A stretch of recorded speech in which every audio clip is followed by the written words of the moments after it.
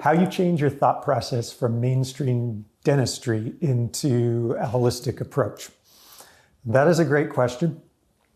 And really, it's a mind shift from looking at dentistry as focusing solely on the mouth to looking at dentistry as the mouth's interaction with the entire body.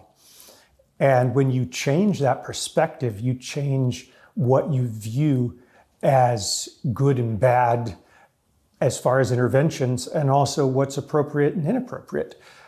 Great example is fluoride. With fluoride, if you're looking only at the teeth, then fluoride's fabulous. There's no issues at all with fluoride if we only care about the teeth. But if we care about the whole body, and that is by definition what holistic is talking about, then we look at fluoride, and in an overdose state, fluoride is a neurotoxin. Well, even in a therapeutic state, it is a neurotoxin. It's debatable at which point it transfers over.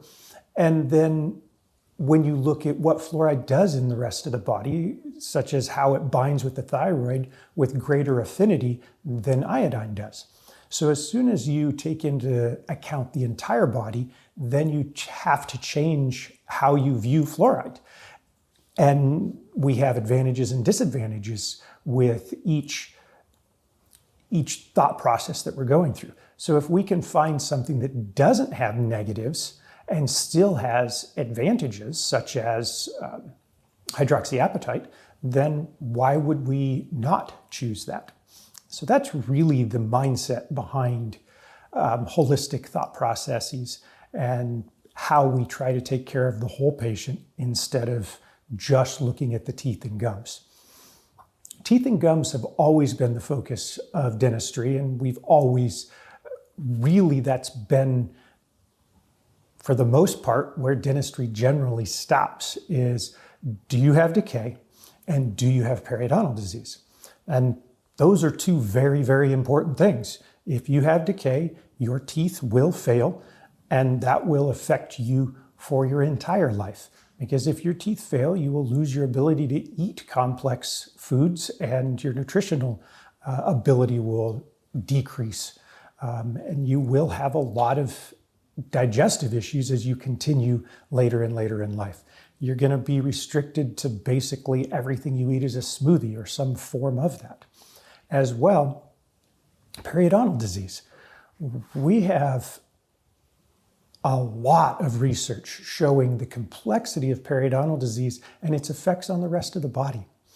When we have active periodontal disease, it is a systemic issue and it does affect the whole body. So having untreated periodontal disease is also a very, very bad thing. And from a holistic point of view, as well as from traditional, you would want to treat that and take care of that. From a traditional point of view, brushing and flossing and taking care of your diet as far as a reduction in sugar is most of the time all the further it goes. When you start looking holistically, we're going to want those as well. Good brushing and flossing habits, not consuming sugar, not consuming acids such as diet sodas or even just carbonated waters. But then also all of the other supplementation that you're going to get from a healthy diet. And a lot of times we don't get completely from a healthy diet, but adding in supplementation, vitamin C, D, magnesium, vitamin K. There's so many supplements that the general population is deficient in. And so when we look at it holistically, we're wanting to take care of the entire body instead of just wanting to take care of your teeth and mouth.